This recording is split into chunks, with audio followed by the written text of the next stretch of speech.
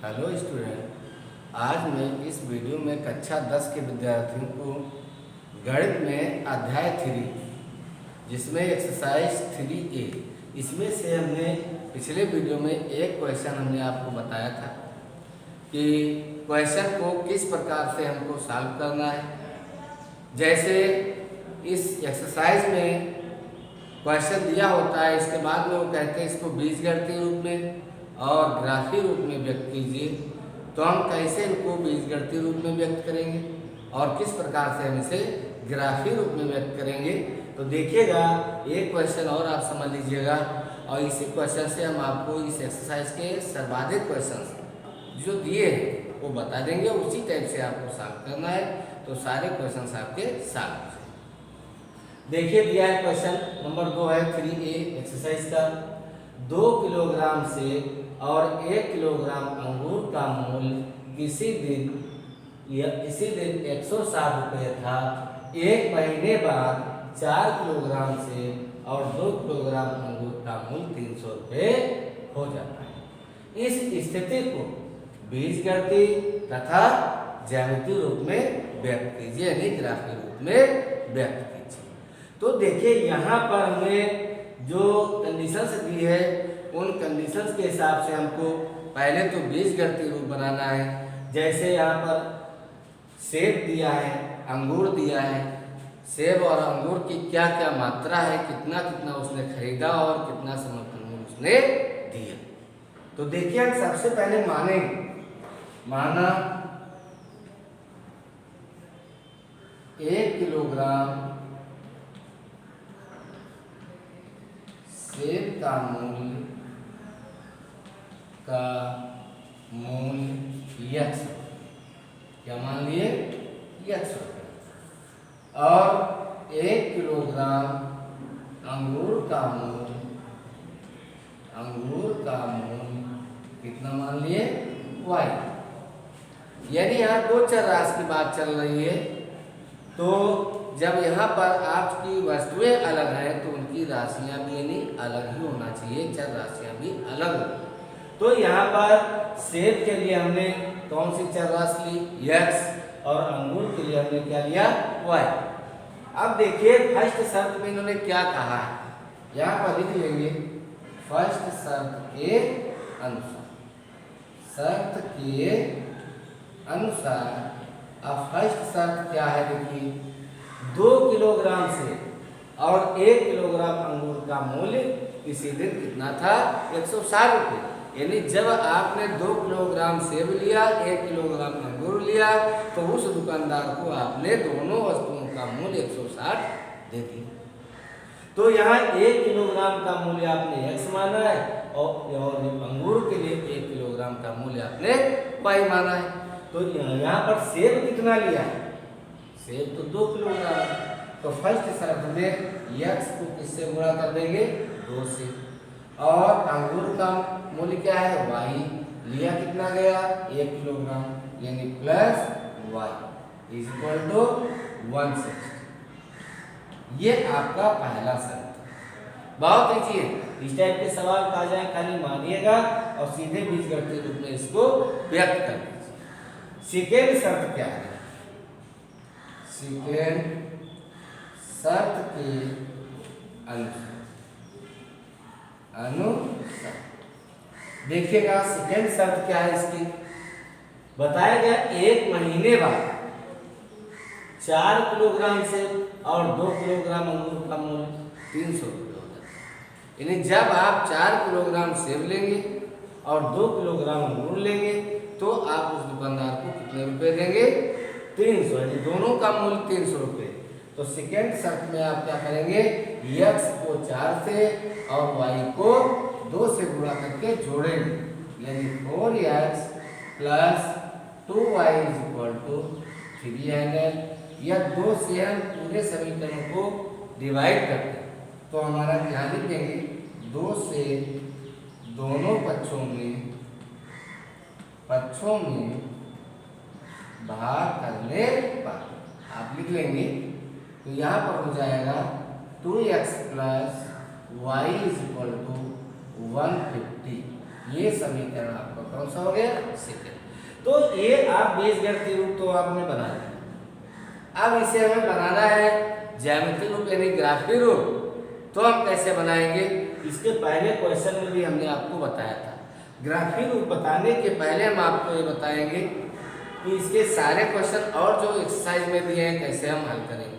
जैसे आपसे ये पूछ लिया हो, क्वेश्चन दिया है और फिर आपसे पूछा गया यदि इस प्रकार से समीकरण दो आपको दे दिए और पूछ रहा है कि इसके हल कैसे होंगे, अनेक होंगे, अद्वितीय होंगे या कोई नहीं होंगे, या ये पूछ सकता है ये संगत है या असंगत है, या फिर आपसे ये पूछ सकता है कि ये प्रतिच्छेद करते हैं या संपाती है या फिर समांतर। कई क्वेश्चंस आपके बनते हैं। इस प्रकार से समीकरण देने के बाद हम कैसे जानेंगे कि ये संपाती है या समांतर है या अद्वितीय या प्रतिच्छेदित करते हैं, या इनके अनेक हल हैं, अद्वितीय हल है या फिर कोई हल नहीं। तो इन सारी चीज़ों को पहले आप समझ लीजिएगा, क्योंकि इसी क्वेश्चन से हम आपको एक्सरसाइज के जो शेष क्वेश्चन आपके हैं आपको बताएंगे, उनको आपको साथ। जब आप ये समीकरण पा गए तो समीकरण हमने आपको बताया था इसका कि a1x plus b1y plus c1 = 0, ऐसे ही a2x plus b2y plus c2 = 0। ये आप दो समीकरण हैं और दो ही समीकरण यहाँ पर भी आपको दी गई है। तो यहाँ पर हमने आपको 3 नियम बताए थे। जैसे पहला नियम हमने बताया था कि दोनों समीकरणों के a1 अपान a2 = b1 अपान b2, यानी दोनों समीकरणों के इन अनुपातों का जो अनुपात है वो इक्वल नहीं है, तो इनका हल कैसा होता है? अद्वितीय होता है। हमने बताया था आपको कि ये इस प्रकार का जो भी कंडीशन मिलेगा उसके हल क्या होंगे? अद्वितीय होंगे और क्या होंगे? प्रतिच्छेदित करेंगे और संगत। तो जैसे ये समीकरण दिया है तो a1 b1 c1 a2 b2 c2, ये या पहले समीकरण में a1 b1 c1 हो जाएगा और दूसरे समीकरण में a2 b2 और c2 हो जाएंगे। मान डालें, जैसे a1 यहाँ पर कितना दिया है देखो, तो अपान a2 कितना है आपका देखिएगा 4, बराबर पहले लगा लो। फिर देखिएगा यहाँ पर b1 कितना है 1 और b2 कितना है 2, फिर इज इक्वल टू देखिएगा यहाँ पर c1 कितना है 160 अपान और फिर इसके बाद क्या दिया गया है 150, ये आपको दिया है। तो देखिए ऐसे रूप डालने के बाद हम देखते हैं 2 1 कम 2 2 दूनी 4 0 से 0 कट गया। अब देखिए ये किससे कटेगा? किसी से कटेगा नहीं कटेगा। तो ये आपका क्या हो जाएगा 1/2 = 1/2 ≠ 16/50, यानी c1 अपान c2 इसके बराबर नहीं है। तो एक कंडीशन हमने ये बताया था, एक कंडीशन a1 अपान a2 b1 अपान b2 और c1 अपान c2 वाला बताया था, और तीसरा कंडीशन a1 अपान a2 = b1 अपान b2 ≠ क्या दिया है c1 अपान c। और तीनों की अलग अलग कंडीशन, यदि इस रूप का मिलता है तो अद्वितीय है, प्रतिच्छेदित करती है और संगत। यदि इस प्रकार का रूप मिलता है, यदि मान को डालें तो इस प्रकार का रूप मिलता है इन समीकरणों से, तो ये आपके अनेक हल होंगे, संपाती होंगे और संगत होंगे।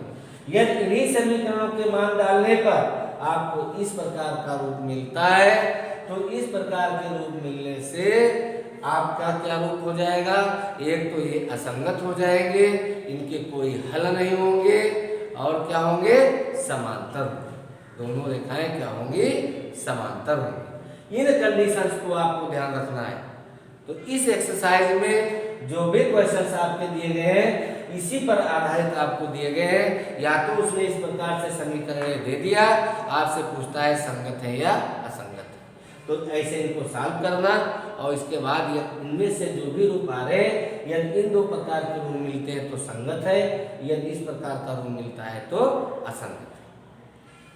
और आपसे प्रतिच्छेदित, संपाती या समांतर पूछता है तो इस कंडीशन में प्रतिच्छेदित करेगा, इस कंडीशन में संपाती है और इस कंडीशन में समांतर है। दो कंडीशन हो गई। अब हल के बारे में पूछेगा कि इनके हल कैसे हैं, तो इस कंडीशन में अद्वितीय हल, इस कंडीशन में अनेक हल और इस कंडीशन में कोई हल। तो इस प्रकार के सिस्टम को आपको याद रखना है और इनके जितने भी क्वेश्चंस हैं इस एक्सरसाइज में वो सारे अपने आप आपको लगाना है। जो नहीं लगेंगे उनको तो बताया ही जाएगा, लेकिन पूरा प्रयास करें कि इन सारे क्वेश्चनों को हम ऐसे साफ करके उनको हल कर सकें। ओके, अब देखिए ये दो समीकरणों से जो यहाँ पर क्वेश्चन दिया गया था उसमें इन्होंने बताया बीजगणितीय रूप और ज्यामितीय रूप। तो बीजगणितीय रूप तो आप आ गए, अब आपको बनाना है ज्यामितीय रूप। तो देखेगा ज्यामितीय रूप हम कैसे बनाएंगे, इधर ही साइड में मिटा करके हम आपको बताएंगे। देखिए ज्यामितीय रूप बनाने के लिए पहला समीकरण आपका है 2x + y = 160। तो यहाँ पर इसको हम पक्षांतर कर दें तो y = 160 - 2x। देखिएगा सारणी बना लेना, जैसे हमने उसमें बताया भी था आपको। सारणी बनाने के लिए 3 कॉलम खींच लो। ये तो आपका पहला हो जाएगा x y और ये हो जाएगा x, y। अब हमने बताया था 3 निकालो, 3 से कम तो पता ही ना निकालो। इसके बाद तो आप 4 5 6 जितने भी आप निकालना चाहें, जितना भी बड़ा क्वेश्चन करना चाहें उतने निकाल सकते हो, क्योंकि आपके 3 ही निर्देशांक से कार्य चल जाएगा। तो y = 160 - 2x। अब x की वैल्यू जैसे जैसे यहाँ पर आप डालेंगे उसी प्रकार से आपको मिलेगा। तो यहाँ पर देखना ये है हमें कि कौन सा मान डालें, क्योंकि 160 बहुत बड़ा है तो हम बड़ा मान ही डाल देंगे। यहाँ पर तो कोई भी मान डाल सकते हैं, जैसे यहाँ पर डाल दें 20 डाल सकते हैं, 10 डाल सकते हैं, 30 डाल सकते हैं। तो जो भी मान आप डालना चाहे डाल सकते हैं। तो जैसे जैसे मान आप डालेंगे, मान लो x का मान हम डालते हैं 10, तो यहाँ पर 10 गुना 20, 160 में से 20 घटाओगे तो कितना बचेगा भाई? 160 में से आप 20 घटा रहे हैं तो 140 बचेगा, ठीक। और इसके निर्देशांक हो जाएंगे, ठीक। ऐसे ही यदि हम 20 डाल के तो ये हो जाएगा कितना 40, यानी 20 2 40। यदि आप यहाँ पर 20 डालते इसमें तो ये 40 हो जाएगा और इसमें से घटाएंगे तो कितना बचेगा 120, यानी 20, 1। और 30 डाल दीजिए, 30 दूनी 60, यानी यहाँ पर आप 30 डालते हैं तो ये 60 होता है और 160 में से 60 घटाएंगे तो आपका कितना बचेगा 100, यानी ये आपका हो जाएगा। ओके, ये आप पहले समीकरण से ज्ञात कर लिए। अब दूसरा जो दिया है देखिए 2x + y = 150। तो यहाँ पर देखिए y = 150 - 2x। आप यहाँ मान डाल के चाहे निकाल लें या आप उनको ऐसे ही समीकरण दे करके आप जैसे हमने ये सारणी बनाई ऐसे बना करके आप निर्देशांक ज्ञात कर सकते हैं। मान आपके अपने हिसाब से यहाँ पर मानना है, यहाँ पर डिवाइड करने की कोई आवश्यकता नहीं है। जहाँ पर डिवाइड करने की आवश्यकता होती है वहाँ पर हमको ध्यान रखना होता है कि हम x का कौन सा मान डालें कि जोड़ने या घटाने के बाद जो शेष बचे वो हर से पूर्णतया डिवाइड हो जाए। लेकिन यहाँ पर हमको कोई ऐसी कंडीशन नहीं है, हम कोई भी मान यहाँ पर पुटअप कर सकते हैं। 50 भी डाल सकते थे, जो भी मान डालना चाहते वो भी डाल सकते हैं। तो देखिए पहले में हमने मान डाल करके ये सारणी बना ली और दूसरे में भी देखिएगा हम मान डालेंगे और सारणी बना लेंगे। देखिए ये आपका जो बनेगा वो दूसरे के लिए हो जाएगा। क्वेश्चन कोई भी टफ नहीं है, हमने बताया था, थोड़ा सा आपको ध्यान देना है। 3 आपको मान तो निकालने ही होंगे, ये x है और ये y है, ये x कामा y। अब इसमें भी यही मान डाल सकते हैं आप, इसमें भी यही मान डाल दो, 10 20 30 करके डाल दो। जैसे 10 डालते हो तो 20 हो जाएगा, तो 150 में 20 घटाएंगे कितना बचेगा 130, तो ये 10 कामा 130 हो गया। अब 20 डालिए तो ये 40 हो जाएगा, तो यहाँ पर कितना बचेगा 110, यानी 20 कामा 110। और इसी प्रकार से यहाँ या 30 डालते हैं तो ये 60 हो जाएगा, तो यहाँ जब घटाएंगे तो 90 बचेगा, ये 30 कामा 90 बचेगा। ओके, इस प्रकार से पहले समीकरण से पहली सारणी बना लो और दूसरे समीकरण से दूसरी सारणी बना लो। ये बनाने के बाद देखिएगा दोनों सारणियां बन गई। इसके बाद आपको क्या करना है, अक्ष बनाएंगे, उसी पर आपको निर्देशित करना है। जैसे हम इस प्रकार से अक्ष बना लेते हैं, ये देखते जाइए, ये अक्ष आपका है, ये आपका अक्ष जो बना है ये x अक्ष है, और ये जो आपका बना हुआ है ये y अक्ष है। मान हमको इसमें दिखाना है तो सर्वाधिक दिखेगा, कितना दिया है, सबसे अधिक 140 दिया गया है, मान सबसे ज्यादा है। तो हम बड़ी संख्या में मान सकते हैं, 10-10 करके भी मान सकते हैं। जैसे ये आपका 0 तो होगा ही, इधर आप कर दीजिएगा 10 20 30 40, ये x के मान आपके हो जाएंगे, ऊपर भी आप दिखा दो 10 20 30 40 50 60 70 80, कम पड़ रहा है, देखिएगा ऊपर मिटा दे रहे हैं, थोड़ा बढ़ा देंगे,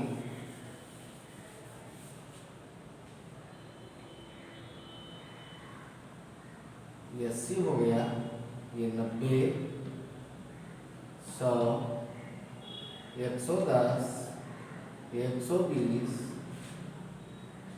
130 और 140, ऐसे दिखा लेंगे। कोई भी मान आप डाल सकते हैं, क्योंकि यहाँ नेगेटिव नहीं दिखा रहे हैं, सारे मान हमारे पॉजिटिव में है। अब देखिएगा पहला निर्देशांक, पहले में से देखिए 10 और 140, 10 और 140, यहाँ पर आपका एक पहला निर्देशांक हो गया। फिर देखिएगा 20 और 120, यदि यहाँ पर 20 है और 120 ये, यानी यहाँ पर आपका आ जाएगा। और फिर इसके बाद देखिएगा 30 और कितना दिया देखो 100, 30 और 100, यहाँ से चलेंगे, इसके सीध में आ जाएंगे। ये आपका निर्देशांक यहाँ पर दिखा सकते हैं, सारे निर्देशांक आप यहाँ पर दिखा दीजिए और इसको मिलाते हुए एक रेखा खींच, ठीक, इसको मिलाते हुए एक रेखा खींच।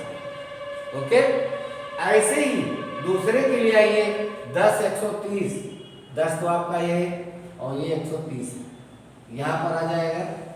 फिर 20 110, 20 और 110 ये यहाँ पर आ जाएगा।